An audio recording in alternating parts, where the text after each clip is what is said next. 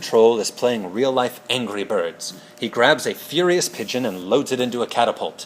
He stands on a cliff edge that is 20 meters above the ground below. And I'm assuming that on the ground below there are a bunch of pigs. And he's trying to launch this bird toward them. So, if he releases the bird from the edge of the cliff with an initial perfectly horizontal velocity of 18 meters per second, how long will it take to reach the ground? How far will it travel in that time? How fast was it moving just before it hit the ground? And finally, at what angle does it strike the ground? Ooh. All right.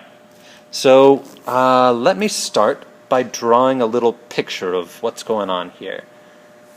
Random Troll is up on a cliff, and he's about to launch a bird perfectly horizontally with a velocity of 18 meters per second. Now, once this happens, I expect the bird will continue to move to the right at the exact same rate of 18 meters per second, but it will pick up an additional velocity in the downward direction. So overall, it should arc like a parabola downward until it reaches the ground. Now, part A of the question asks, how long will it take until it reaches the ground? All right. Well, to answer that, let's set up, again, a list of what we know and a list of what we need.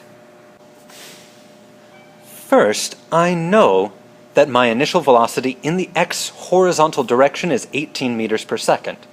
And my initial velocity in the y direction is 0 meters per second. The reason I know this is my initial vector doesn't point up or down at all. The problem states he launched it perfectly horizontally. Now, if that were different, if I had JRandom launching up at some angle, I would have to get these two known values by breaking it into its x and its y components based on what angle he used to launch. Luckily for this problem, I don't have to worry too much about that. It's easy to break down a horizontal vector into x and y components. So that's not too bad. I also know my acceleration in the x direction is 0 meters per second squared, and I know my acceleration in the y direction is 9.81 meters per second squared downward. So I threw a negative out front. Now, I was kind of bad and didn't start out by declaring my directions in the first place. So let me go ahead and do that now. Up is positive, down is negative, right is positive, left is negative. Cool. I'm also going to declare my starting x position as 0 and my starting y position as 20 meters. This is because I declared up to be positive, so since I'll be landing on the ground, let's call that 0. And up on the cliff, that's 20 meters vertically. I'll go ahead and call the starting position 0 horizontally. Wherever I end will be my horizontal distance. So I also know my final distance in the y direction, my final y position, should be 0, because it lands on the ground.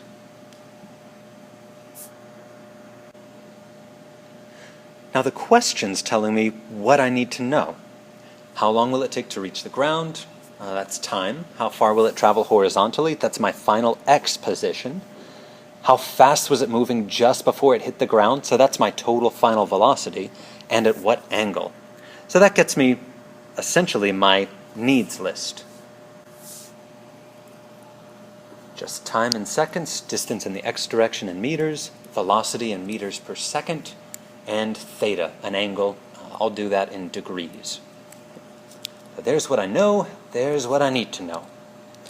So I can hop over to some of my equations. I've got a few more to choose from now, but the first question's asking how long it takes until it strikes the ground.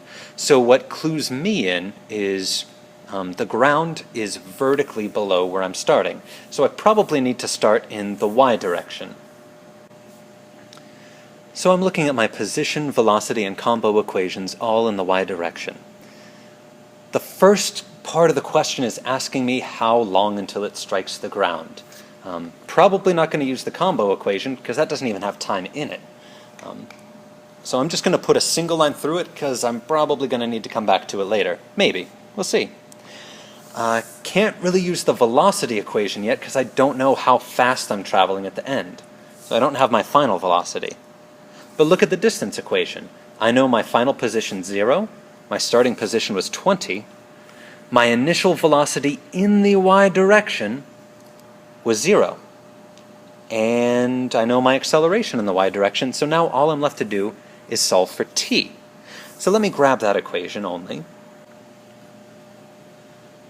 and start to solve for t. Since again in this example my initial velocity in the y direction is 0, I can just take that term out. And that's not too bad. So I'm left with my final position of, well actually let me solve for t first. I've got dy minus d naught y all over the acceleration in the y direction and the whole thing multiplied by 2 to solve for t squared. If I want to solve for t, I'll take a square root of that bad boy. And these are just algebra steps. Well, now I can go through and enter my known values.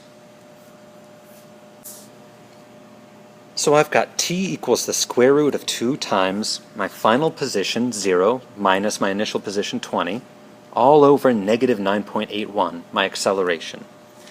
If I simplify that down, I end up with t being the square root of negative 40 over negative 9.81. Now these two negatives will cancel, and that's good news, because I need to be able to take a square root to find time, and I can't take square root of a negative number. And I'm not going back in time or going through some undefined madness of time, so that's a good thing. Solving that out, I end up with about 2.02 seconds from launch to land. Nice. So now I ought to be able to take the time, the total time of flight, away from my need list, put that up in what I know. I know that the total time of flight is 2.02 seconds. Now time is the beautiful bridge between the x and y components of motion, because neither of them can escape time. So I can still use this time value if I'm using an x equation or a y equation, and that's kind of nice. So, what do I need to know next? It asks how far horizontally did this bird travel? So I need to solve for the distance in the x direction. And here we go. I've already got my equation set up solving for the variable that I want to know. The distance in the x direction equals my initial distance in the x direction plus my initial velocity in the x direction times time plus 1/2 my acceleration in the x direction times time squared. Now here's a couple of beautiful things. One, I defined 0 as my starting position, so I get to cross that out. Two, since this is in free fall, there is no acceleration in the x direction, literally nothing pushing this bird left or right, just gravity pulling it down. So all I'm left with is my distance in the x direction is just my initial velocity in the x direction times time. Well shoot, that's 18 meters per second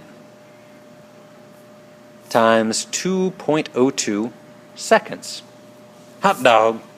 And that comes out to be about 36.4 meters. Or thereabouts. Sweet.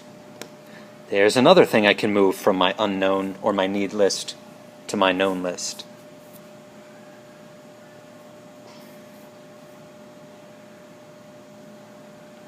Alright. Now I just need my final velocity and the angle at which it strikes.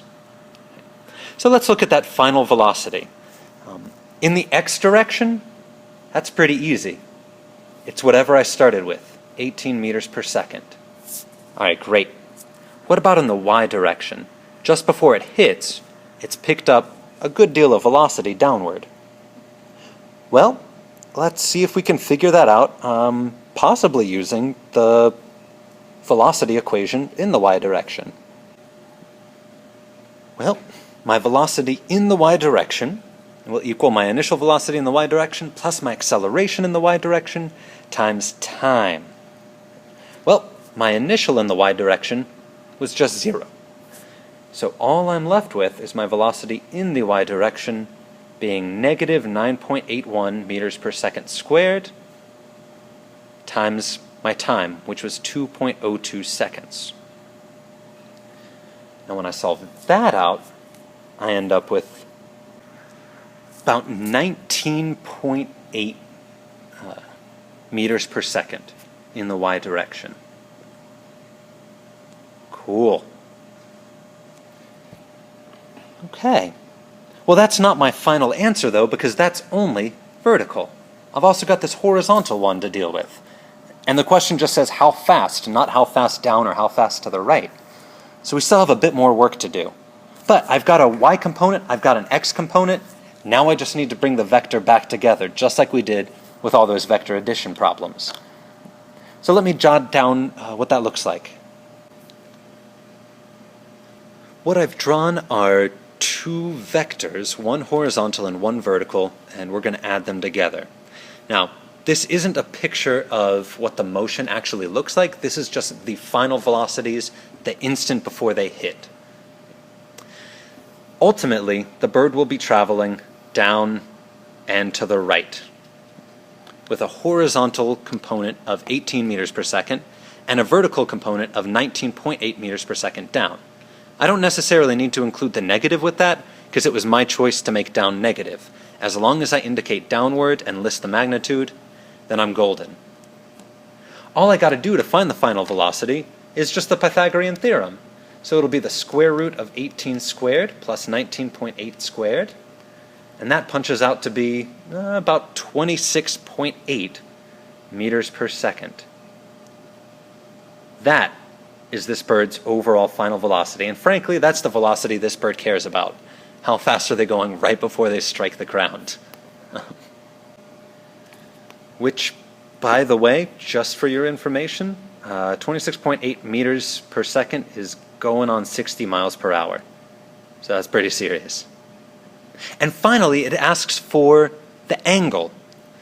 It doesn't ask specifically for which angle, so let's say the angle below the horizontal. I'll call that theta. Well, I already have the x and y components of its velocity, of its rate of change of position, so I can just figure out the direction it's moving if I know how fast and in what direction it's moving. All I got to do is pick my favorite trig function. This time, I think I'm going to go with tangent. Right? So tangent is opposite over adjacent, so in this case it will be 19.8 meters per second, my y component, divided by 18 meters per second, my x component. Take an inverse tangent to find the actual angle itself.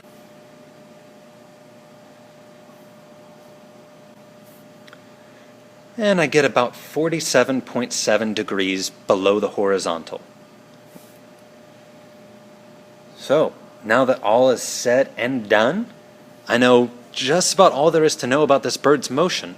J-Random Troll launched it from the top of a cliff 20 meters up. It traveled a horizontal distance of 36.4 meters while falling downward 20 meters before slamming into the ground at 26.8 meters per second.